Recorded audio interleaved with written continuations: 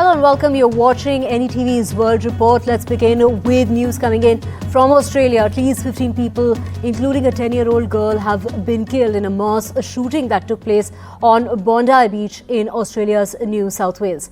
Victims range in the age group of 10 to 87, and the attack that unfolded on Sunday during that public event marked the start of a Jewish celebration, a Jewish festival. Now, the police say that they are treating the shooting as a terrorist incident. Authorities confirmed that the two gunmen were a father-son duo. The 50-year-old suspect was found dead at the scene, while his 24-year-old son is in hospital. According to reports, the shooters are originally from Pakistan.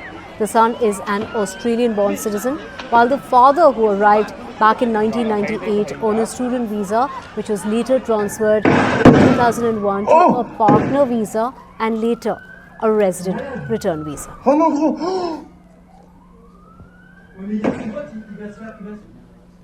According to police, the two gunmen in the mass shooting incident were that duo of father and son. It was the deadliest shooting that's taken place in Australia in almost 3 decades, in a country where the country is very strict as far as gun control laws are concerned. One gunman, 50-year-old Sajid Akram, was fatally shot by the police. The other shooter, his 24-year-old son Naved Akram, was wounded and was being treated at a hospital. The duo were likely of Pakistani origin. According to reports citing US intelligence officials briefed on the investigation, reports have suggested that the son is an Australian-born citizen, while the father that arrived much earlier and has changed multiple visas. I jumped out of a window and I just was like, where's my family? And then we were running up behind me. And we could just hear the gunshots and they're just so loud. And we didn't know which way that they were shooting. So we were like running on the open road. And I just, like, images are just like flashing out. I just need to get my family safe. So we're just running with heaps of people. Amazing bravery and the kindness that people are showing. That guy that could have been so much worse. Who got the gun off the guy? Amazing. He's a legend. Yeah. And it's Australia's Prime Minister who has said that he would propose tougher national gun laws after that mass shooting that's taken place on the Bondi Beach that left at least 15 people dead and many others wounded. Albanese has said that he would propose new restrictions, including limiting the number of guns a licensed owner can obtain. He's also condemned the attack as an act of pure evil, saying it deliberately targeted the Jewish community. Meanwhile, Israeli Prime Minister Benjamin Netanyahu has blamed the Australian government and the Prime Minister, accusing it of allowing what he called the disease of anti-Semitism to spread.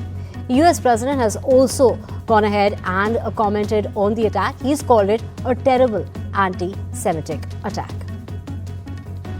What we saw yesterday was an act of pure evil, an act of anti-Semitism, an act of terrorism on our shores in an iconic Australian location, Bondi Beach, that is associated with joy, associated with families gathering, associated with celebrations.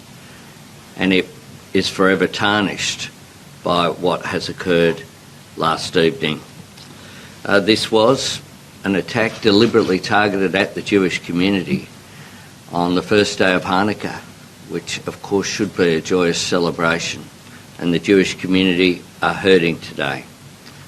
Today, all Australians wrap our arms around them and say, we stand with you. ענק, כמו רני גבילי, שפשוט נלחם עד הכדור האחרון.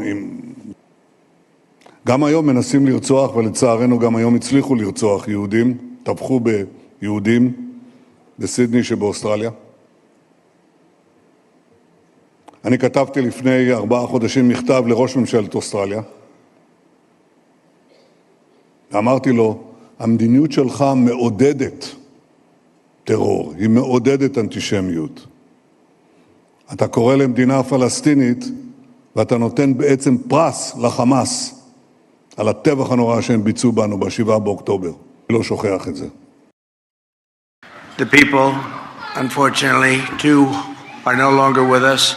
Brown University, 9 injured, and 2 are looking down on us right now from heaven. And likewise in Australia, as you know, there was a terrible attack. It was a rough day but to Australia and the Prime Minister, to everybody that we know so well, we get along with so well. We have a great relationship. That's a terrible situation going on over there. Think of that. And Brown University, great school. Great, really one of the greatest schools anywhere in the world. Things can happen.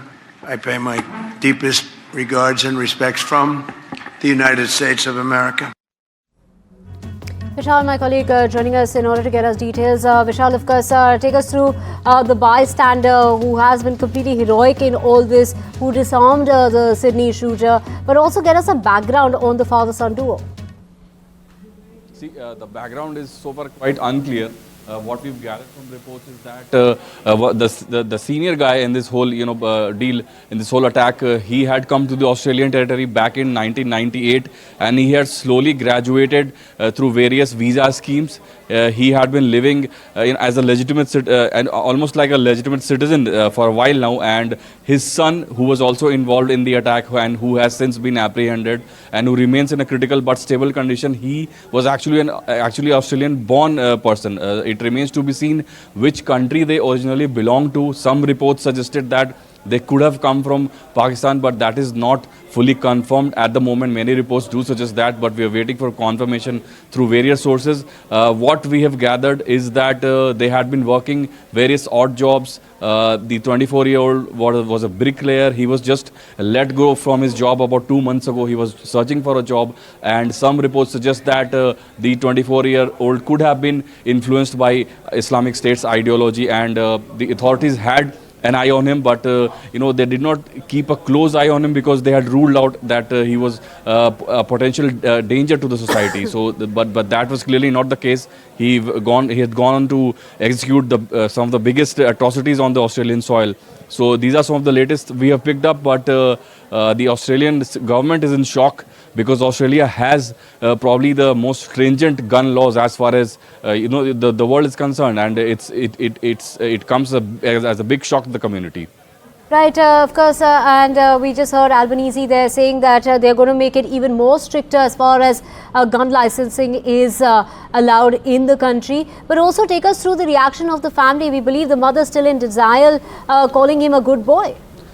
Yeah, that's what we've heard, that the mother is saying that he's quote-unquote a good boy, but that's hardly the case, right? Because that same person has gone on to shoot at children. At least one 10-year-old child, a 10-year-old girl was killed in the attack, and we've seen various footages of the attack. And this 24-year-old in particular, he seemed to be quite well trained in handling these weapons, and he was incessantly shooting at civilians.